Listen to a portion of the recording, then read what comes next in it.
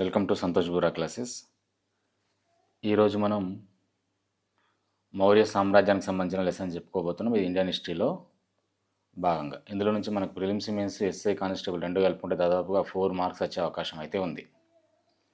Index ఇందులో ఏం చూస్తామంటే మౌర్య సామ్రాజ్యం ప్రాథమిక అంశాలు, తర్వాత చంద్రగుప్త మౌర్యుడు, బిందుసారుడు, అశోకుడు, తర్వాత అశోక్ సంబంధించి అశోకుడు ఇంపార్టెంట్ కాబట్టి టోటల్ అశోకం తొలి జీవితం, రాజ్యాధికారం ఎలా సంపాదించిండు, కళింగ యుద్ధం ఎప్పుడు జరిగింది, ఎలా జరిగింది, ఎందుకు జరిగింది, దాని తర్వాత ఏం జరిగింది, తర్వాత పెద్ద శిలా శాసనాలు ప్రస్తావించిన అంశాలు, ధర్మ ప్రచారం, శాసనాలు, బౌద్ధ సంఘటనలు ఏం జరిగింది, బౌద్ధ సంగీత ఏది నిర్వహించాడు, అలాగే అశోకుని వారసులు ఎవరు, మౌర్యుల పతనానికి కారణాలేంటి. ఇది ఫస్ట్ క్లాస్లో చూస్తాం. సెకండ్ క్లాస్లో అప్పుడున్న ఆర్థిక పరిస్థితి, సాంఘిక పరిస్థితులు, అలాగే ఇంకా కొన్ని రాక్ ఎడిక్ట్స్ ఉన్నాయి, శాసనాలు ఉన్నాయి, చిన్న చిన్నవి కానీ ఇవన్నిటి గురించి కూడా అక్కడ చూస్తాం. అది సెకండ్ క్లాస్. మొదటగా మనకు ఇది ఇంపార్టెంట్ కాబట్టి దీన్ని చెప్పుకుంటున్నాం. నెక్స్ట్ చూద్దాం. సో మౌర్య సామ్రాజ్యానికి సంబంధించిన ప్రాథమిక అంశాలు ఏంటి అంటే, పరిపాలన అనేది 321 to 187 BC జరిగింది, క్రీస్తు పూర్వం. స్థాపకుడు చంద్రగుప్త మౌర్యుడు, గొప్పవాడు అశోకుడు, చివరివాడు బృహద్రథుడు, రాజధాని పాటలీపుత్రం, మౌర్య రాజధాని పాటలీపుత్రం, మౌర్యుల భాష ప్రాకృతం, లిపి బ్రహ్మీ లిపిని వాడిరు ఎక్కువగా. ఆ కాలంలో ప్రధాన వృత్తి సాఫ్ట్వేర్ రంగం కాదు, వ్యవసాయం. ప్రధాన వనరు కూడా జిఎస్టీలు ఇవన్నీ ఏవి కాదు, ఇన్కమ్ ట్యాక్స్, జిఎస్టీలు, భూమి శిస్తు మాత్రమే ప్రధాన వనరు. పరిపాలన కేంద్రీకృత పరిపాలన,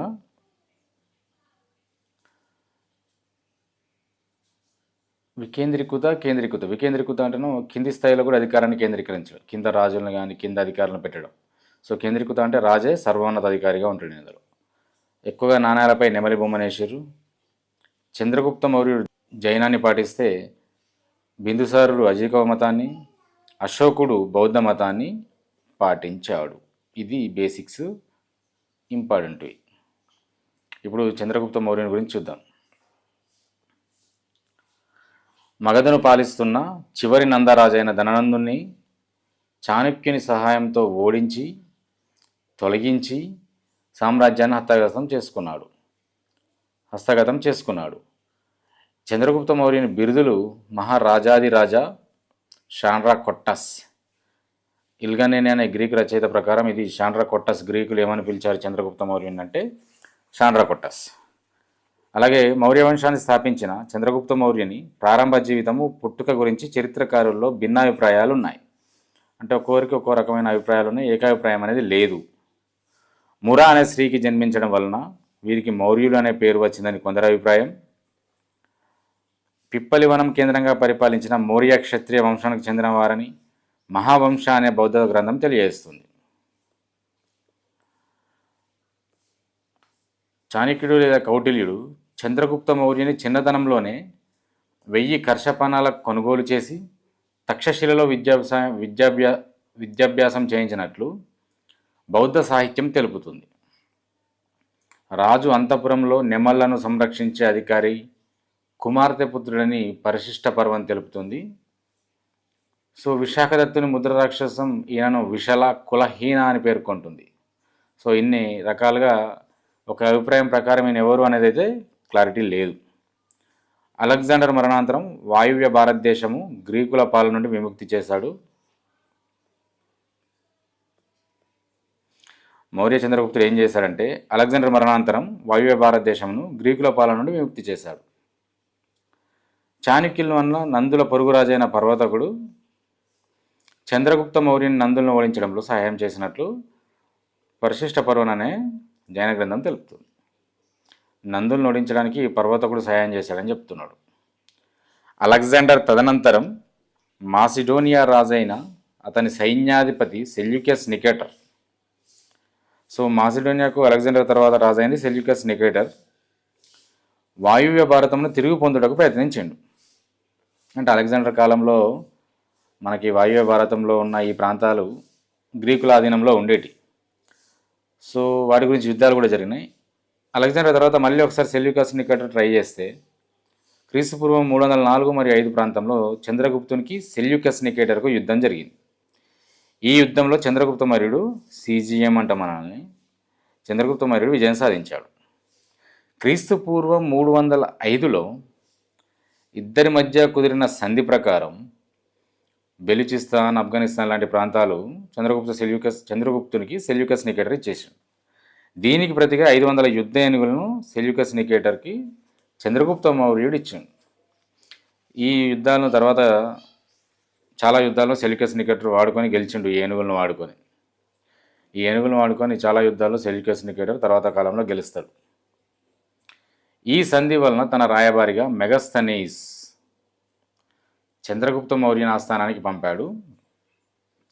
ఆయన రచించిన ఇండికా, మెగస్తనీస్ రచించిన గ్రీకు రాయబారిగా భారతదేశానికి వచ్చిన మెగస్తనీస్ ఇండికా గ్రంథాన్ని రచిస్తే అది మనకు చాలా చారిత్రకంగా చాలా ఇంపార్టెంట్ గ్రంథం. అది మౌర్యుల గురించి పూర్తి వివరాలు, మౌర్యుల గురించి చాలా ముఖ్యమైన ఆధారం ఇండికా. అది రాసింది మెగస్తనీస్. గ్రీకు రాయబారిగా భారతదేశానికి వచ్చాడు. అతను సిరియా వ్యక్తి అంటారు, అది సెకండరీ విషయం. గ్రీకు రాయబారిగా భారతదేశానికి వచ్చాడు. సెల్యూకస్ చంద్రగుప్తుల మధ్య వైవాహిక సంబంధాలు ఏర్పడ్డాయని కొంతమంది చరిత్రకారులు భావించినా దీనిపై స్పష్టత లేదు. బట్ సెల్యూకస్ నికేటర్ కూతురు హెలీనాను చంద్రగుప్త మౌర్యుడు మ్యారేజ్ చేసుకున్నాడు. CGM weds Helena. సో కొంతమంది కరెక్ట్ కాదంటారు, కొంతమంది నిజమే అంటారు. సో ఇదైతే గుర్తుపెట్టుకోవాలి. సెల్యూకస్ నికేటర్ హెలీనాను చంద్రగుప్త మౌర్యుడు వివాహం చేసుకున్నాడని తెలుస్తుంది. పశ్చిమంలో సౌరాష్ట్ర వరకు చంద్రగుప్తుని రాజ్యం విస్తరించినట్లు జునాగఢ్ శాసనం వలన తెలుస్తుంది.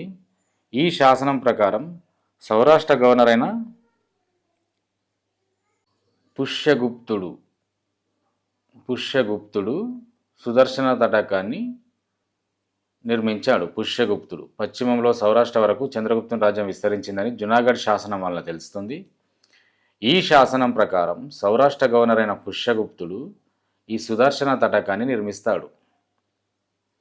సుదర్శన తటాకాన్ని నిర్మించింది పుష్యగుప్తుడు. చంద్రగుప్త మౌర్యుడు భద్రబాహు అను జైన భిక్షు ప్రభావంతో జైనమతం స్వీకరించాడని, ఆయనతో పాటు శ్రావణ బెలగొల కర్ణాటక వచ్చి సల్లేఖన వ్రతం, ఏమీ తినకుండా శరీరాన్ని కృషింపజేయడమే సల్లేఖన వ్రతం అని మనం జైన మతం గురించి చెప్పుకున్నప్పుడు చూసినాం అని పరిశిష్ట పర్వం తెలియజేస్తుంది. ఈ చంద్రగుప్త మౌర్యుడు భద్రబాహుతో కలిసి కర్ణాటక వస్తాడని చెప్పి ఇదంతా కూడా చూసినాం. శ్రావణ బెలగొల సమీపంలో ఒక కొండను చంద్రగిరి, ఒక జైన దేవాలయాన్ని చంద్రగుప్త బసది అని పిలవడం ఈ విషయాన్ని నిజం చేస్తుంది. అంటే ఇక్కడ శ్రావణ బెలగొల ఏరియాలో మహామస్తాభిషేకం జరుగుతుంది. శ్రావణ బెలగొల అనే సమీపంలో ఒక కొండను చంద్రగిరి అంటారు, ఒక జైన దేవాలయం చంద్రగుప్త బసది అంటున్నారు. కాబట్టి ఈ దక్షిణానికి వచ్చింది నిజమే. శ్రావణ బెలగొలలో ఉన్న ఆ బాహుబలికి మహామస్తాభిషేకం కూడా జరుగుతుంది, గుర్తుపెట్టుకోవాలి. పై విషయాల వలన దక్షిణ భారతదేశంలో చంద్రగుప్త మౌర్యుడే జయించినారని ఎక్కువ మంది చరిత్రకారుల అభిప్రాయం. నెక్స్ట్ అంశం బిందుసారుడు. గ్రీకులు ఇతన్ని అమిత్రకేట్స్ అన్నారు. ఇక్కడ బిందుసారుడు చంద్రగుప్త మౌర్యుడు అంటే షాండ్రాకొట్టస్, షా ఇట్లా గుర్తుపెట్టుకుంటే బెటర్. ఇది షాండ్రాకొట్టస్. బిందుసారునేమో అమిత్రకేట్స్, అమిత్రగతి అని పిలిచారు. అమిత్రకేట్స్ అంటే స్లేయర్ ఆఫ్ ఫోర్స్, భయంకరంగా శత్రువులను నాశనం చేసినవాడు అని అర్థం. ఇతను 298 క్రీస్తుపూర్వం 298-272 మధ్య పాలించడం జరిగింది. బిందుసారుని పెద్ద కుమారుడు సుమనను తక్షశిల రాజప్రతినిధిగా, అశోకుని ఉజ్జయిని రాజప్రతినిధిగా నియమించాడు. బిందుసారుడు పెద్ద కుమారుడైన సుసిమను తక్షశిలకు, అలాగే అశోకుని ఉజ్జయినికి రాజప్రతినిధిగా నియమించాడు. అంటే అశోకుడు రాజ్యానికి రాజు కాకముందుకు ఉజ్జయినికి రాజప్రతినిధిగా ఉన్నాడు. తక్షశిలకు సుసిమ ఉన్నాడు. తక్షశిలలో తిరుగుబాటు జరిగినప్పుడు దాన్ని అణచుటకు బిందుసారుడు అశోకుని పంపినట్లు దివ్యవదన గ్రంథము, అలాగే షిర్కాప్ శాసనాలు తెలియజేస్తున్నాయి. తక్షశిలలో సుసిమౌనుడు, కానీ అక్కడ తిరుగుబాటు జరిగినప్పుడు అశోకుడు అక్కడికి వెళ్ళాడని, బిందుసారుడు పంపాడని షిర్కాప్ శాసనం తెలియజేస్తుంది. అలాగే దివ్యవదన గ్రంథం తెలియజేస్తుంది. బిందుసారుడు సిరియా రాజైన ఎంటియోకస్ వన్నును ఒక 3 కోరికలు కోరుతాడు. ఒకటి మద్యాన్ని పంపమంటాడు, తర్వాత అత్తి పండ్లను పంపమంటాడు, తర్వాత తత్వవేత్తను ఫిలాసఫర్ను పంపమంటాడు. అప్పుడు మద్యము అత్తి పండ్లను పంపి ఫిలాసఫర్ను పంపుటకు గ్రీకు చట్టం అంగీకరించదని తెలుపుతాడు ఏంటియోకస్ వన్. ఈ ఏంటియోకస్ వన్ ఆస్థానం నుండి బిందుసారుని ఆస్థానానికి రాయబారిగా వచ్చింది డైమాకస్. డైమాకస్ ప్రత్యేకత ఏంటంటే మగస్తనీస్ తర్వాత వచ్చిన గ్రీకు రాయబారి డైమాకస్. ఈజిప్టు రాజైన టాలమీ ఫిలడెల్ఫస్ బిందుసారుని ఆస్థానానికి డయోనిసస్ను పంపుతాడు. వీళ్ళ పేర్లు ఇంపార్టెంట్, ప్రీవియస్ క్వశ్చన్స్ ఇవి. బిందుసారుడు తూర్పు పశ్చిమ సముద్రాల మధ్య రాజ్యాన్ని జయించినట్లు తారనాథ్ తెలియజేస్తాడు.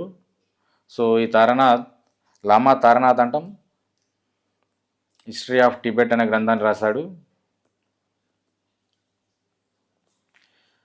బిందుసారుడు అజీవక మతాభిమాని. పింగళి వత్స అనే ప్రఖ్యాత అజీవక పండితుడు ఈయన ఆస్థానంలో ఉండేవాడు. ఇతని కాలంలో రాజ్య విస్తరణ మైసూరు వరకు జరిగి ఉండొచ్చు అని చరిత్రకారుల అభిప్రాయం. బిందుసారుని మరణం తర్వాత అశోకుడు రాజ్యాధికారానికి రావడానికి మధ్య 273-269 ఈ 4 years గ్యాప్ ఉంది. సో దీన్ని సంధికాలం లాగా చెప్తారు. ఈ క్రీస్తు పూర్వం 273-269 మధ్య కాలంలో బిందుసారుని వారసుల మధ్య అధికారం కోసం వారసత్వ యుద్ధం జరిగి ఉండొచ్చని ఒక అభిప్రాయం. ఇవన్నీ అభిప్రాయాలపైన మ్యాక్సిమం క్వశ్చన్స్ రావు, కాబట్టి ఈ కాలాన్ని గుర్తుపెట్టుకోండి. ఇక్కడ గ్యాప్ ఉంది 273-269. నెక్స్ట్ అంశం అశోకుడు.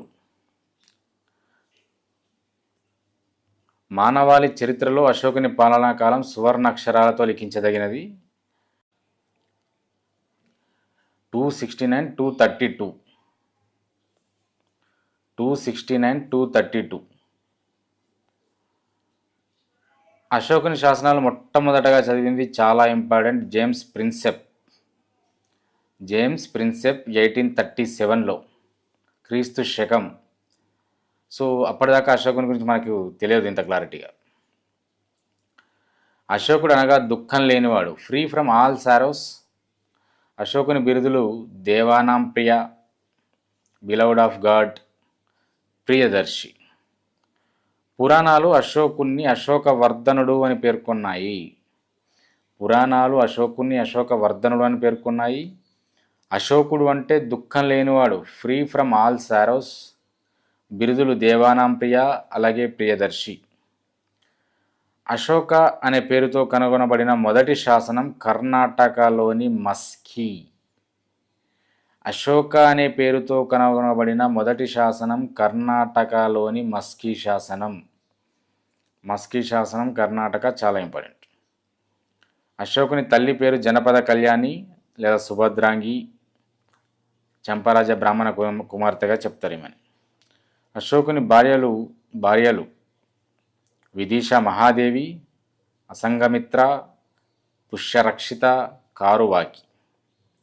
ఇందులో ఈ పుష్యరక్షిత తిస్యరక్షిత అని కొన్ని బుక్కుల్లో ఉంటుంది. బౌద్ధ మత వ్యతిరేకి, గయాలో బోధి వృక్షమునకు హాని తలపెట్టిన అశోకుని భార్య తిస్యరక్షిత. అశోకుడు బౌద్ధ మతాన్ని పాటిస్తాడు, కానీ అదే బౌద్ధ మతానికి సంబంధించి పవిత్రమైన బోధి వృక్షానికి హాని తలపెట్టింది తిస్యరక్షిత. అశోకుడు రాజు కాకముందుకే ఉజ్జయిన్లో రాజప్రతినిధి, ఇంతకుముందే చూసినాం ఇది. నెక్స్ట్ అంశం బిందుసారుడి తర్వాత వారసత్వ యుద్ధంలో అశోకుడు తిస్సాను తప్ప 99 మంది సోదరులు అంతం చేసినట్టుగా మహావంశం అనే బౌద్ధ గ్రంథం తెలుపుతుంది. ఈ వారసత్వ యుద్ధం అశోకుని సమర్థించిన తన మంత్రి రాధాగుప్తుడు ఇతన్నే కల్లాటకుడు అని కూడా అంటారు. అశోకుని జీవితాన్ని మలుపు తిప్పిన ముఖ్య సంఘటన కళింగ యుద్ధం. సో ఈ కళింగ యుద్ధం అనేది 260-261 టైంలో జరిగింది. దానికి సంబంధించి ఈ శిలాశాసనాలు మనకు చాలా ఇంపార్టెంట్. సో ఈ శిలాశాసనాల వల్ల మనకు చాలా అంశాలు తెలుస్తాయి. సింపుల్గా ఉంటుంది, ఒకసారి చూడండి. 1వ శిలాశాసనం ఏం చెప్తుంది అనంటే, యజ్ఞాలు జంతు బలులు నిషేధం. ఫస్ట్ బలి అనేది బంద్ అంటాడు, అది గుర్తుపెట్టుకోండి. ఫస్ట్ యజ్ఞాలు చేయడం జంతు బలులు నిషేధం అంటాడు. సో ఇది జంతు బలులు యజ్ఞయాగాలు వైదిక మతంలో ఉన్నాయి. యజ్ఞాలు చేయడం, చాలా వర్షాల గురించి యజ్ఞాలు చేయడం, మంచి జరగడానికి యజ్ఞాలు చేయడం, జంతు బలులు చేయడం అంతా కూడా ఇది వైదిక మతంలో ఉంది. ఇదంతా కూడా వద్దు అని చెప్పడం జరిగింది ఒక రాజ్యానికి సంబంధించిన రాజు. తర్వాత 2వ శిలాశాసనం ఏం చెప్తుంది అంటే, మనుషులకు జంతువులకు వైద్య సహాయం. ఇది చాలా ఇంపార్టెంట్. వైద్య సహాయం గురించి తెలిపిన శాసనం ఏది అంటే 2వది. అంతేకాకుండా బావుల నిర్మాణం, చెట్ల పెంపకం లాంటి ప్రజా సంక్షేమాలు కూడా ఇందులోనే తెలపడం జరిగింది. 3వ శిలాశాసనం యుక్త రజ్జుక ప్రాదేశిక, అంటే కొంతమంది అధికారుల ప్రస్తావన ఉంది ఇక్కడ. తర్వాత 4వ శిలాశాసనంలో యుద్ధఘోష బదులు ధర్మఘోష చేస్తానన్న ప్రతిజ్ఞ. సో ఈ అశోకుడు తీసుకునే విధానం గురించి నేను చివరిలో చెప్తా. ఒకసారి మనం ఇవి గుర్తుపెట్టుకోవాలి. ఫస్ట్ ఎగ్జామ్ ఓరియంటెడ్లో చూద్దాం. 4వ శిలాశాసనం ప్రకారం యుద్ధఘోష వద్దు, యుద్ధం వద్దు, ధర్మఘోష చేస్తానంటున్నాడు. సో యుద్ధం నుండి మార్పు, for a change, for a change అని గుర్తుపెట్టుకోవాలి. సో కొన్ని చదివేటప్పుడు మనం అక్కడక్కడ కొన్ని గుర్తుపెట్టుకుని మిగతా గుర్తొస్తాయి. ఫస్ట్ యజ్ఞయాగాల బంధనుడు, ఎందుకంటే ఆయన అప్పటి వరకు కూడా బౌద్ధ మతంలోకి మారినాక ఎంబడే యజ్ఞయాగాలు, జంతువులను హింసించడం, జంతువులను చంపడం, అక్కడ పోయి కొన్ని లక్షల మందిని చంపిన తర్వాత ఈ డిసిషన్ తీసుకుంటాడు. సో ఓకే, అదంతా తర్వాత సంగతి. యజ్ఞయాగాలు బంధు. దాని తర్వాత ఏం చేయాలి? జంతు బలులను బంద్ చేసినాం కాబట్టి ఆ జంతువులకు వైద్య సహాయం అందించాలి అని గుర్తుపెట్టుకోవాలి. బావుల నిర్మాణం చేయాలి, చెట్లు పెంచాలి. సో చెట్లు వైద్య సహాయం అప్పుడు, ఎందుకంటే ట్యాబ్లెట్లు ఉండేవి, ఈ మూలిక వైద్యం ఉంటుంది కాబట్టి చెట్లు కూడా ఉండాలి. అప్పుడు ప్రజా సంక్షేమం అవుతుంది ఆ మూలిక వైద్యం అందించడం. సో ఇట్లా గుర్తుపెట్టుకొని ఒక లింక్ చేసుకోండి. బావుల నిర్మాణం వల్ల నీరు అనేది జంతువులకు అందుతుంది, మనుషులకు కూడా అందుతుంది. పుష్యమిత్ర శృంగుడు సుదర్శన తటాకాన్ని నిర్మించాడు. తర్వాత 3వ దాంట్లో అధికారులు ఉన్నాడు. 3వ దాంట్లో అధికారుల ప్రస్తావన. 4వ దాంట్లో ఫర్ ఏ చేంజ్, యుద్ధం బదులు ధర్మం ఘోష చేస్తానన్నాడు. 5వ దాంట్లో ధర్మ మహామాతుల నియామకం. 5వ దాంట్లో అంటే ఇదొక, ఇక్కడ యుద్ధఘోష బదులు ధర్మఘోష చేస్తానని చెప్పి ఒక కొత్త పోస్ట్ని క్రియేట్ చేస్తుండే ఆ ధర్మఘోష కోసం. ధర్మ మహామాతులను నియమిస్తా అన్నాడు. నెక్స్ట్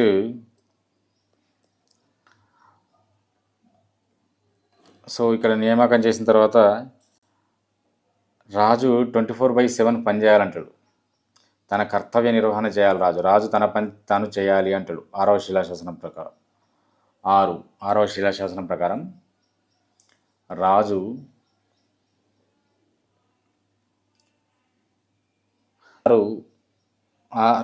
ఏ పనిలో ఉన్నా తన పని మర్చిపోవద్దు అని చెప్తాడు.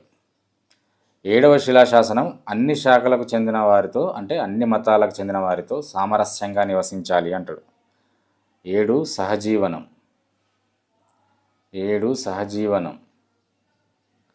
7. సో 7 అడుగులు అని గుర్తుపెట్టుకోండి. అందరితో కలిసిమెలిసి ఉండాలి. సో పెళ్ళిలో 7 అడుగులు వేస్తారు. సో అలాగే ఇక్కడ కూడా కలిసిమెలిసి ఉండాలి అని చెప్పి అందరితో కలిసిమెలిసి ఉండాలి. ఒకరి వెనక ఒకరు నడవాలి, గొడవలు పెట్టుకోకుండా. సో సామరస్యం. 8వ శిలాశాసనం అధికారంలోకి వచ్చిన 10 సంవత్సరాలకు బోధి వృక్షం ధర్మయాత్రలకు శ్రీకారం. ఇది ఇంపార్టెంట్ చూడండి. 8వ శిలాశాసనం బోధి వృక్షాన్ని దర్శించడానికి సంబంధించింది. సో 10 సంవత్సరాలకి. నెక్స్ట్ 9వ శిలాశాసనం ప్రకారం సేవకులు బానిసలను ప్రేమగా చూడాలి, సకల జీవుల పట్ల దయ కలిగి ఉండాలి. సో 9 అంటే నైస్, అందరి పట్ల నైస్గా ఉండాలి. సకల జీవుల పట్ల దయ కలిగి ఉండాలి, సేవకులు బానిసలను ప్రేమతో చూడాలి. తర్వాత 10వ శిలాశాసనం. 10వ శిలాశాసనం ప్రకారం ప్రజలు ధర్మ ప్రవర్తన కలిగి ఉండాలి, అలాగే తన కీర్తి గురించి ప్రకటించకూడదు అనుకుంటాడు. అంటే కీర్తి కంటే ధర్మ ప్రకటనే ముఖ్యం, ధర్మాన్ని ప్రవచించడం అందరికి తెలపడమే ముఖ్యం అని భావిస్తాడు. కీర్తి వద్దు అంటాడు.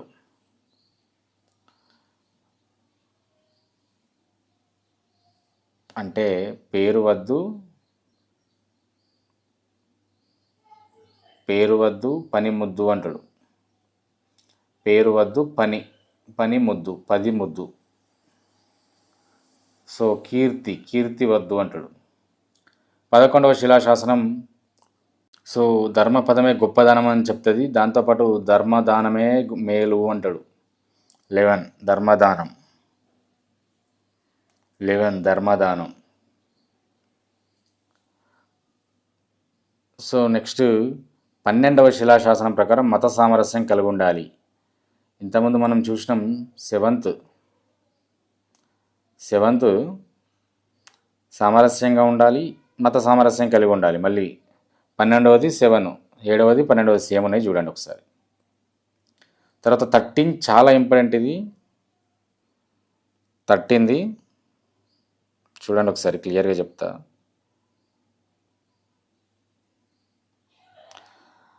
ప్రధానమైనది కళింగ యుద్ధం గురించి విపులంగా తెలుపుతుంది. ఇక్కడ ఏమంటాడంటే ధర్మ విజయమే నిజమైన ప్రకటన అంటాడు. ధర్మ విజయమే నిజమైన విజయం అంటాడు. ధర్మ విజయమే నిజమైన విజయం అంటాడు. అలాగే అప్పుడున్న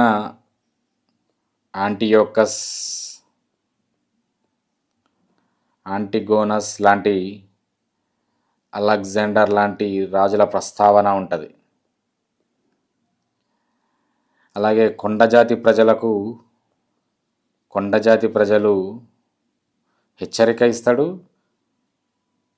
అలాగే వాళ్ళతోని కోపంగా ఉండకుండా సామరస్యంగా ధర్మబోధ ద్వారా వాళ్ళని మారుస్తానంటాడు కొండజాతి ప్రజలను. ఇవన్నీ కూడా 13వ శిలాశాసనంలో ఉంటాయి.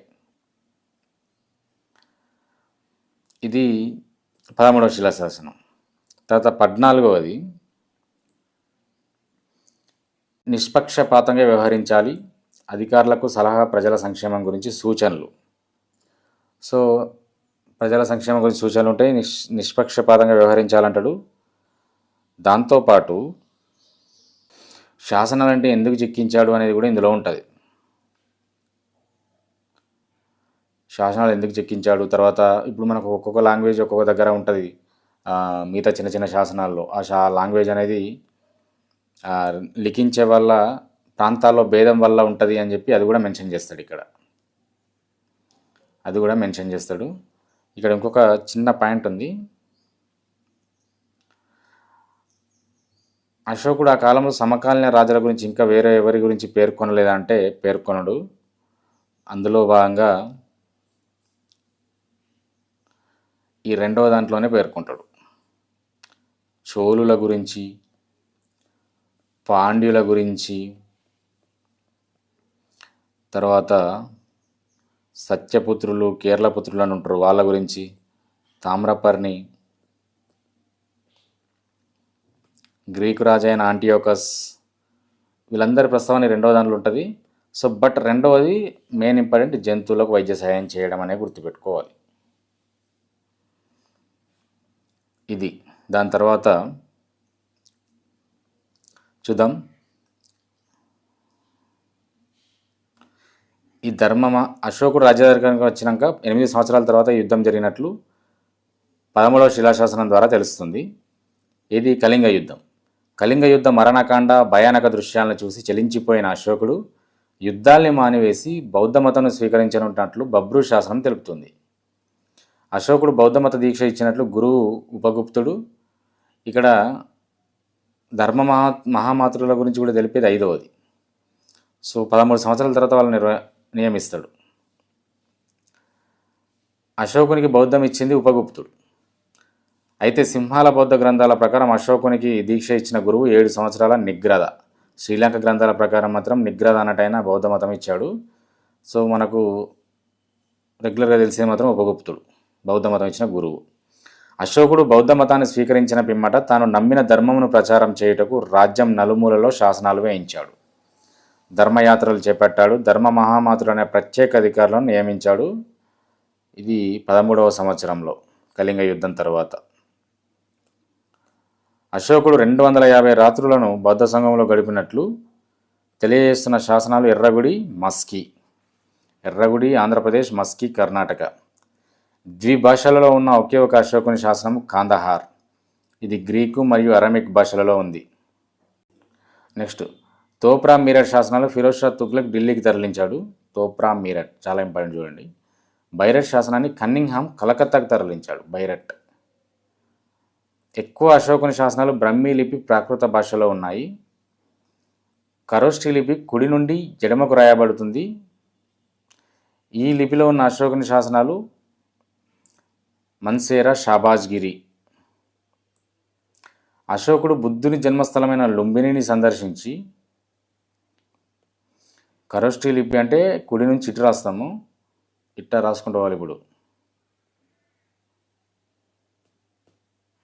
అశోక అంటే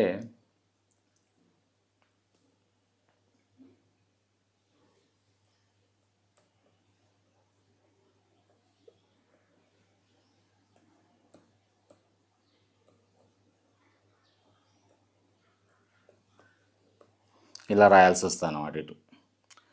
ఈ లిపిలో మన్సేరా అండ్ షాబాజ్గిరి అనే శాసనాలు ఉన్నాయి. అశోకును బుద్ధుని జన్మస్థలమైన లుంబినిని సందర్శించి ఆ గ్రామ ప్రజలకు పన్ను నుండి మినహాయింపు ఇచ్చినట్టు తెలియజేస్తున్న శాసనం రుమ్మిందై. లుంబినిని సందర్శించి అక్కడున్న గ్రామాల ప్రజలకు పన్ను నుండి మినహాయింపించాడు. అది రుమ్మిందై శాసనం. నెక్స్ట్ దీని ప్రకారం ప్రజలు బలిని పూర్తిగా చెల్లించాల్సిన అవసరం లేదు, బాగా 1/8 చెల్లించాలి అని చెప్పాడు. ప్రజలు తన కన్నబిడ్డలని ప్రకటించిన అశోకుని శాసనాలు దౌలి, జౌగళ, కళింగ. బరాబర్ గుహాలయాలు నిర్మించి అశోకుడు అజీవ మతస్థులకు దానంగా ఇచ్చినట్లు ఈ గుహ శాసనాల వల్ల తెలుస్తుంది. భారతదేశంలో మొట్టమొదటి గుహాలయాలు అజీవ మతానికి చెందినవి.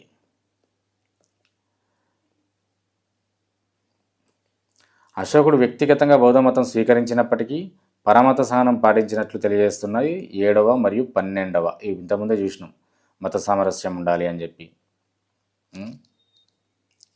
7 అడుగులు వేస్తే ఒకరికొకరు సామరస్యంగా మెదలాలని చెప్పి ఇంతకుముందే చూసినాం కదా.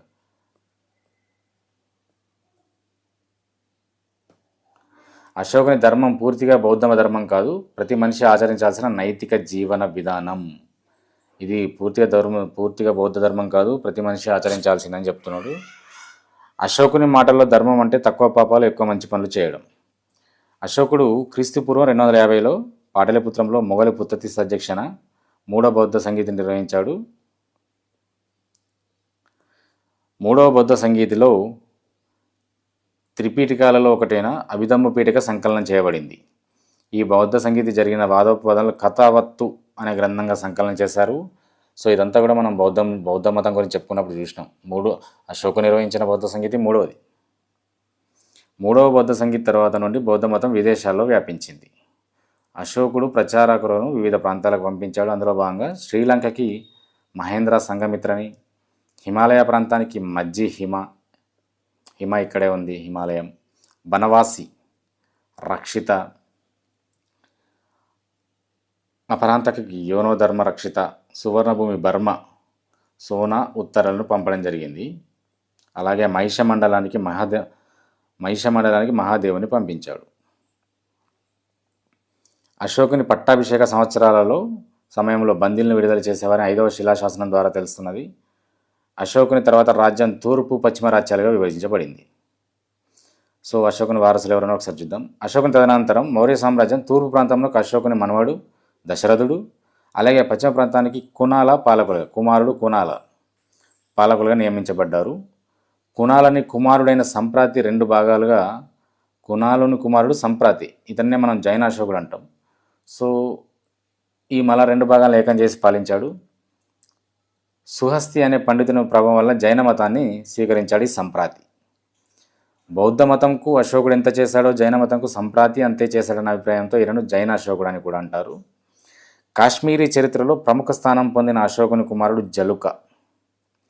ఈయన బౌద్ధులను హింసించి శైవ మతాన్ని ప్రచారం చేశాడు. ఆయన బౌద్ధుల్ని హింసించి జలుక అశోకుని కుమారుడు బౌద్ధ మతాన్ని ఇంత పాటిస్తే తండ్రి ఈయన శైవ మతాన్ని ప్రచారం చేశాడు. కాశ్మీరీ చరిత్రలో ప్రముఖ స్థానం పొందిన అశోకుని కుమారుడు చూసాం. అశోకుని తదనంతర మౌర్యుల గురించి స్పష్టమైన ఆధారాలు లేవు. క్రీస్తుపూర్వం 185-84 ప్రాంతంలో చివరి మౌర్య రాజైన బృహద్రథుని సంహరించి అతని సేనాని పుష్యమిత్ర శుంగుడు శుంగవంశ స్థాపన చేస్తాడు. సో ఇక్కడ చూడండి, సంప్రాతి తర్వాత ఇది నోట్ చేసుకోవాలి. సంప్రాతి తర్వాత శైలుశక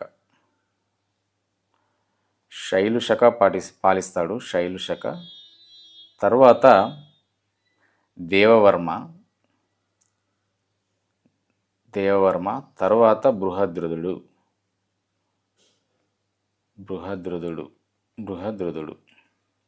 సంప్రాతి, శైలుశక, దేవవర్మ, బృహద్రథుడు. చివరి వ్యక్తి బృహద్రథుడు. ఇతన్ని పుష్యమిత్ర శుంగుడు హతమార్చి సంహరించి చంపేసి శుంగ వంశ స్థాపన చేస్తాడు. మౌర్యుల తర్వాత వచ్చేది ఎవరు అంటే శుంగులు. మౌర్యుల తర్వాత పాలించేది ఎవరు అంటే శుంగులు. ఇదే మౌర్యుల కాలంలో మన దక్షిణాపథంలో శాతవాహన రాజ్యం ఉంటుంది. శాతవాహనంలో మౌర్యుల సామంతులు. మౌర్యులు పతనం, శుంగవంశ స్థాపన గురించి విష్ణు పురాణం, బాణుని హర్ష చరిత్ర తెలుపుతాయి. మౌర్యుల పరిపాలన మొత్తం భారతదేశంలో 137 సంవత్సరాలు కొనసాగింది. పరిపాలన విధానంలో, కళలలో మౌర్యుల యుగం భారతదేశ చరిత్రలో ప్రత్యేక స్థానాన్ని కలిగి ఉంది. ఇది దీనికి సంబంధించింది. నెక్స్ట్ ఒక లాస్ట్ పాయింట్ ఉంది. మౌర్యుల పతనానికి కారణాలు ఏంటి? సామ్రాజ్యం 2గా విడిపోవడం, అశోకుని అహింసా విధానం. ఎందుకు అహింసా విధానం అంటే యుద్ధం క్షత్రియ ధర్మం అంటారు. సో అది వదిలేసి యుద్ధంలో జనాలు చచ్చిపోయారని ధర్మాన్ని పట్టుకుంటాడు. సో మీకు తెలిసింది, ఎప్పుడైనా కూడా మనం మంచిగా చెప్తే ఎవరు వినరు. మాస్ క్రౌడ్ జనాల్ని కంట్రోల్ చేయాలంటే మంచిగా చెప్తే కాదు, దానికి ఖచ్చితంగా స్ట్రిక్ట్ రూల్స్ ఉంటేనే వింటారు. సో ఇప్పుడు భారతదేశంలో రాజ్యాంగం, పోలీసులు ఇదంతా లేకుంటే వ్యవస్థ వేరే ఉంటుంది. సో కంపల్సరీగా రూల్స్ అండ్ రెగ్యులేషన్స్ అనేవి మస్ట్గా ఉండాల్సిందే. సో అహింస విధానం పెట్టి ధర్మం అని చెప్పి రాజే అలా చేసేసరికి జనాలు ఈ రాజ్యాన్ని తొలగించాలనుకున్నారు. కింది అందరూ అలా పాటించారు కదా. అప్పుడున్న పుష్యమిత్ర శుంగుడు చివరి రాజైన బృహద్రుడిని సంహరించి, అసమర్థులైన అశోకుని వారసులు తర్వాత వాళ్ళు అంత శక్తివంతులు కాకపోవడం, సో అత్యధికంగా ఉద్యోగులు నియమించడం వలన ఆర్థిక భారం కలిగింది. ఈ ఆర్థిక ఒత్తిడి అనే కాన్సెప్ట్ను డిడి కోశంబి అనే చరిత్రకారుడు చెప్తాడు. వాళ్ళపైన ఆర్థిక ఒత్తిడి ఉండడం వల్ల రాజ్యం కూలిపోయింది అని. సో విదేశీ దాడులు జరిగినాయని. బ్రాహ్మణుల వ్యతిరేకత. సో బ్రాహ్మణ వర్గాల వ్యతిరేకత వల్ల మౌర్యుల పతనమైంది అని చెప్పేది హరిప్రసాద్ శాస్త్రి అన్నట్టు ఆయన చెప్తాడు చరిత్రకారుడు. జాతీయ భావం లోపించింది అని చెప్పి రోమిల్లా తాపర్ అనే చరిత్రకారుడు. జాతీయ భావం లోపించిందని రోమిల్లా తాపర్. ఈ బౌద్ధం ధర్మ విధానం అంటే అశోకుడు పాటించిన బౌద్ధం ధర్మ విధానం వలన ఈ మౌర్యుల పతనానికి అదే కారణం అంటాడు గోపాల్ అనే చరిత్రకారుడు. ఇది ఫ్రెండ్స్ మౌర్యులకు సంబంధించిన రాజులు. వీళ్ళకి సంబంధించిన ఆర్థిక, సాంఘిక, తర్వాత వివిధ కోణాల్లో దీన్ని చూడాల్సిన అవసరం ఎంతైనా ఉంది. అది ఇంకొక క్లాస్లో చూద్దాం. Thank you friends, thank you very much. ఈ ఛానల్ ఫస్ట్ టైం చూస్తే 100% సబ్స్క్రైబ్ చేయండి. అలాగే బెల్ ఐకాన్ నొక్కి పెట్టండి, మీ ఫ్రెండ్స్తో షేర్ చేయండి. ఈ పీడిఎఫ్ అనేది మీకు టెలిగ్రామ్ గ్రూప్లో అవైలబుల్ ఉంటుంది, అక్కడ నుండి తీసుకోవచ్చు. టెలిగ్రామ్ గ్రూప్ లింక్ ఈ వీడియో కింద డిస్క్రిప్షన్లో ఉంటుంది friends. Thank you very much.